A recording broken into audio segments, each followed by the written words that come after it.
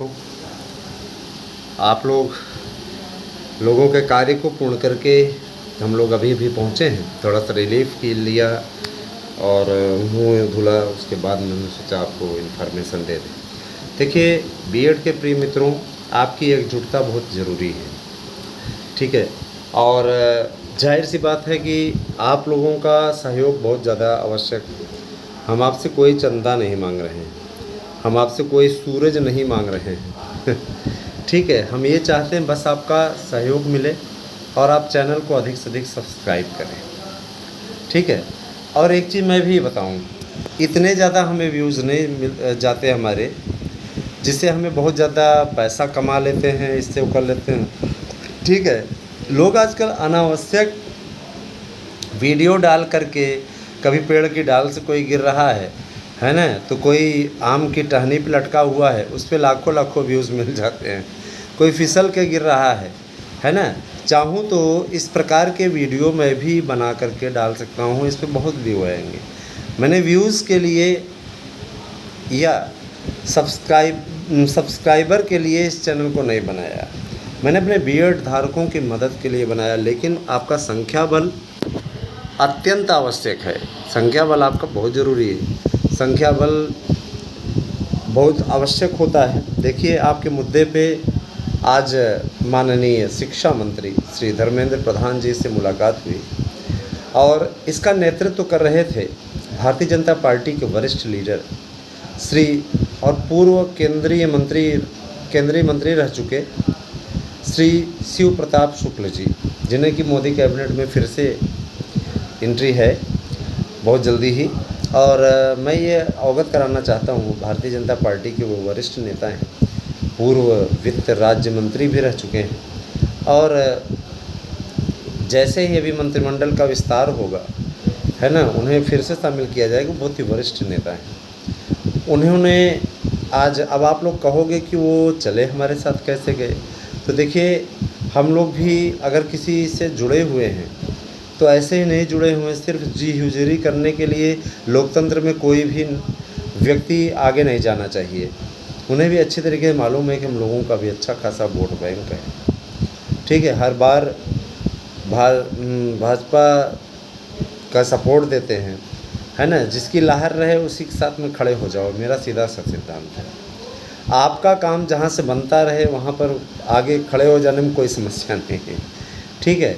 तो मैं ये कहना चाहता हूँ दोस्तों कि उनके नेतृत्व में हम लोग गए और उन्होंने मुलाकात करवाई, बाकायदा आधे घंटे का टाइम माननीय मंत्री जी ने दिया, चाय काफ़ी भी पिलाई और ठीक है। उन्होंने हमसे पूछा भी कि क्या आपकी तबीयत कुछ ख़राब लग रही है क्या। हमने उनसे बोला भी कि सर हमें वायरल है, हल्का वायरल। तो उन्होंने मेडिसिन भी ले आ करके दिलवाई कि इस दवा को आप खाओ, उस दवा को खाने के बाद से बुखार आया ही नहीं। भाई वो लोग वीआईपी दवाएं खाते हैं, उन लोगों की दवाएं, हम लोगों की दवाएं जो मिलती हैं उनमें थोड़ा फ़र्क है। तो उन्होंने कहा कि ज़्यादा इतनी दूर की जर्नी करके आने की क्या ज़रूरत थी जब आपकी तबीयत नहीं सही थी। हमने कहा महोदय, इस समय बीएड डिग्री धारक अत्यंत पीड़ा के दौर से गुजर रहे हैं, उनके दुख को देख करके हमें बहुत तकलीफ़ हो रही है। और क्या आप इस परिवार के सबसे बड़े सदस्य होने के नाते, शिक्षा मंत्री होने के नाते, क्या हमारी पीड़ा को नहीं सुनेंगे। उन्होंने कहा अगर सुनना ना होता तो हम आपको बुलाते ही क्यों। हमने कहा सर उन्होंने पूछा कि आप क्या करते हैं। हमने बताया मैं एक सरकारी प्रवक्ता हूँ। कौन सा विषय पढ़ाते हैं मिश्रा जी आप।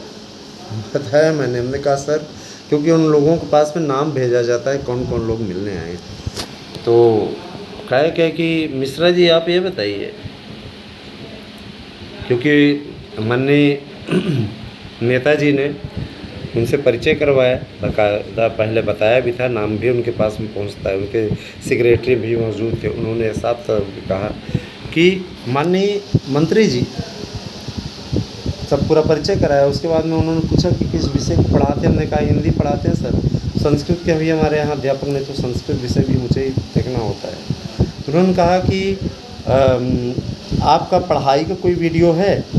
मैंने उन्हें दिखाया कि हाँ सर ये देखिए, दिखाया उन्होंने। कहाँ ढंग तो आपका बढ़िया है, एजुकेशन क्वालिफ़िकेशन आपकी क्या है मैंने बताया सर।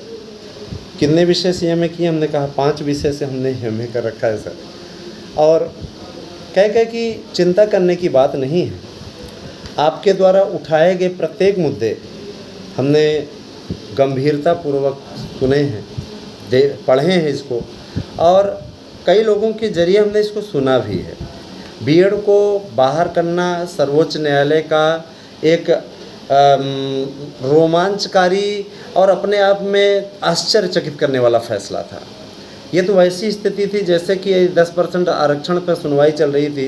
कुछ लोगों को ये लग रहा था कि शायद वो 10% आरक्षण रोक दे सर्वोच्च न्यायालय। जैसे धारा 370 पे उन्होंने कहा कि सुनवाई चल रही है, तो लोगों को ये लगा कि रोक दे, है ना। मोदी सरकार का कोई भी फैसला लागू हो और उसको कोर्ट स्टे दे दे या किसी प्रकार से रोक लगा दे, कहे हम लोग इसके पक्ष में नहीं रहते, हम इसकी पूरी लड़ाई लड़ेंगे।